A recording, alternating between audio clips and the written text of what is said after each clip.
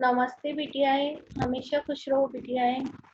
Myself JVN Dr. Archana Verma, Assistant Professor in Department of Homeopathic Surgery, Faculty of Homeopathic Science, Jyoti Vidyapeeth, Women University, Jaipur.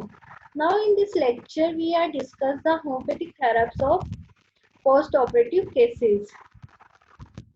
The some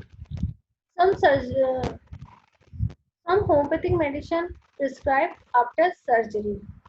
The some condition are अगर patient में dilatation and क्योरेटास हुआ है तो belladonna 30 every 6 hours, hysterectomy due to fibroid and any other condition तो can be prescribed causticum 30 and staphylococcus 6 or 30 3 times a day.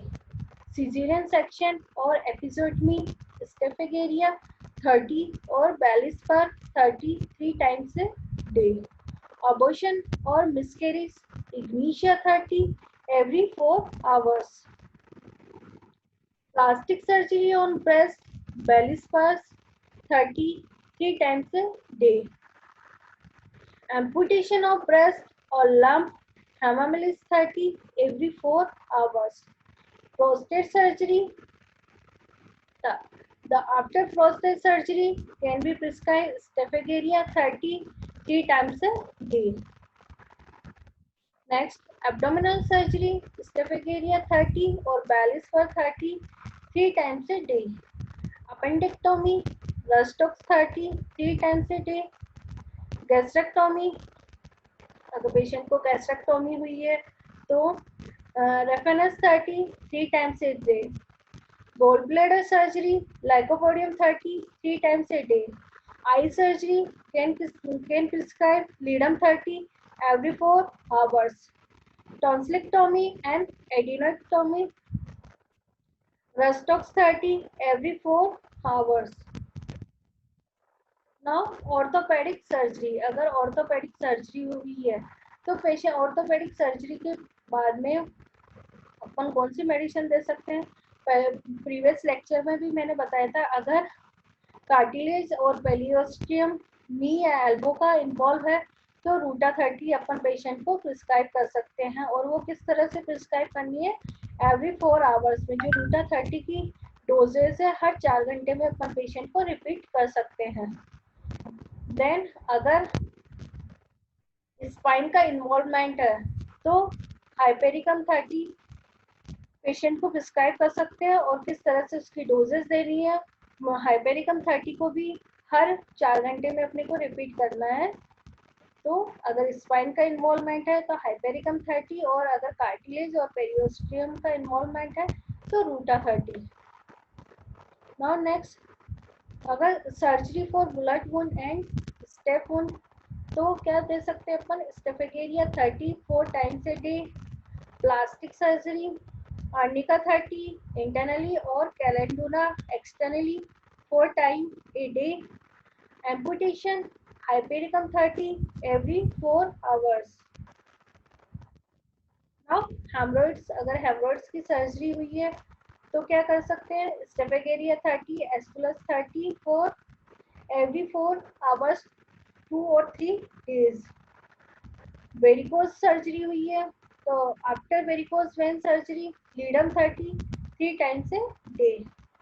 After dental surgery, hypicum 30 and ruta 30 can be prescribed.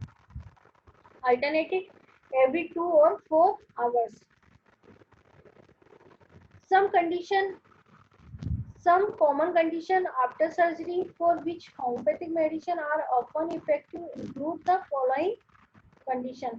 जैसे कि surgery के पहले भी कुछ symptoms या condition ऐसी आती है जो पेशेंट के अंदर डेवलप हो जाती है, जो सर्जरी के पहले भी, जैसे कि फियर ऑफ डेथ था, ट्रैवलिंग थी, वीकनेस थी, एंजाइटी थी पेशेंट को कि सर्जरी के बाद में क्या होगा क्या नहीं होगा। तो उन सिम्टम्स को मिनिमाइज करने के लिए सर्जरी के पहले भी अपन होम्योपैथिक मेडिसिन प्रिस्क्राइब कर सकते हैं।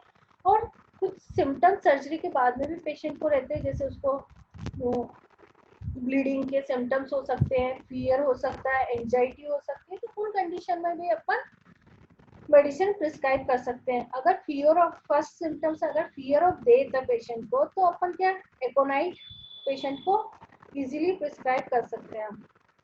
देन ब्लीडिंग है, अगर ब्लीडिंग है तो ब्लीडिंग पेशेंट को है तो आर्निका आर्निका 30 की डोजेस दे सकते हैं।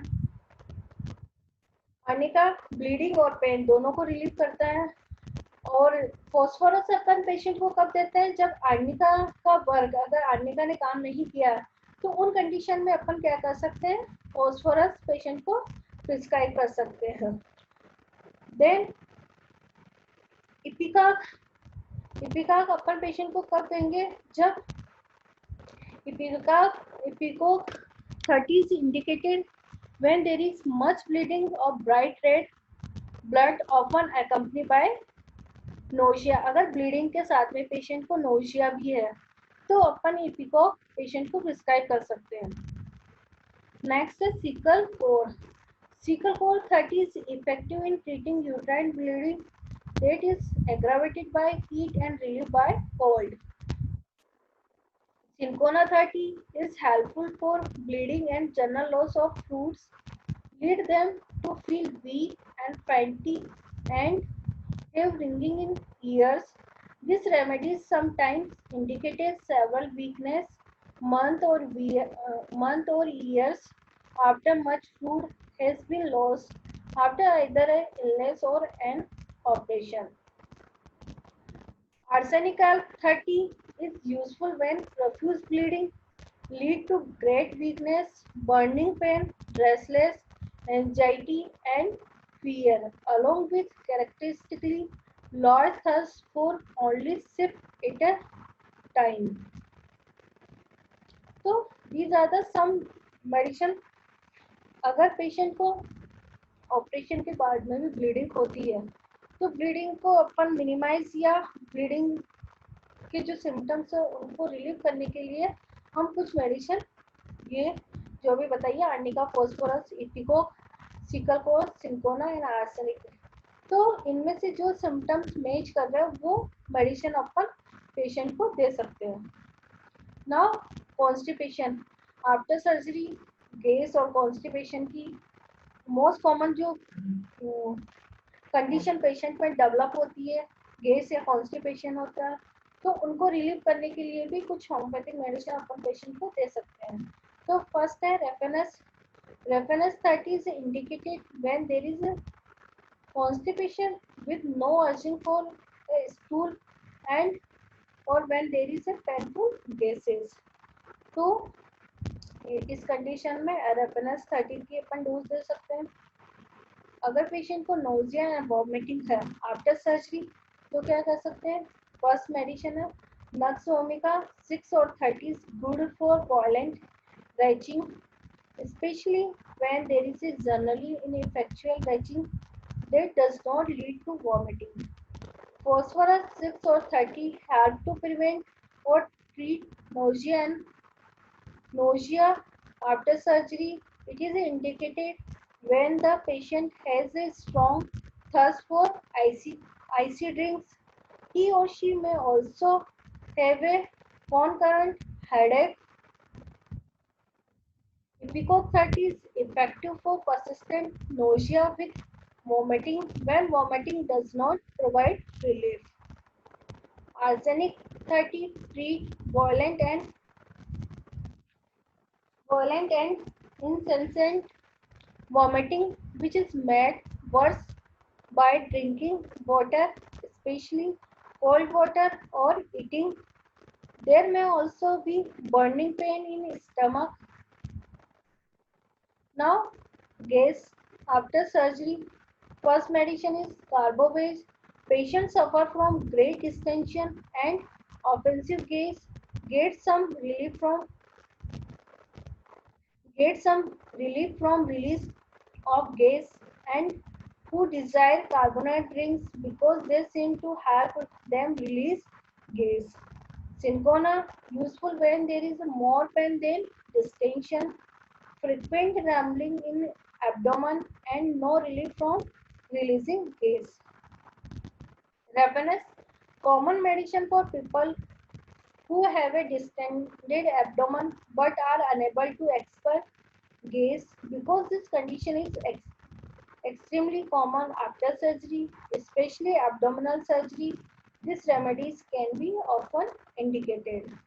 Colocin is effective when there is a more pain than distension and also cramp that are relieved by bending over. So these are the some homeopathic medicine can be prescribed after surgery. This session covered by digital version 2.0 Jyoti Vidyapeeth Women University. I hope you are satisfied with my digital session. If you have any query, please mention in comment box. I will be resolve it. Thank you.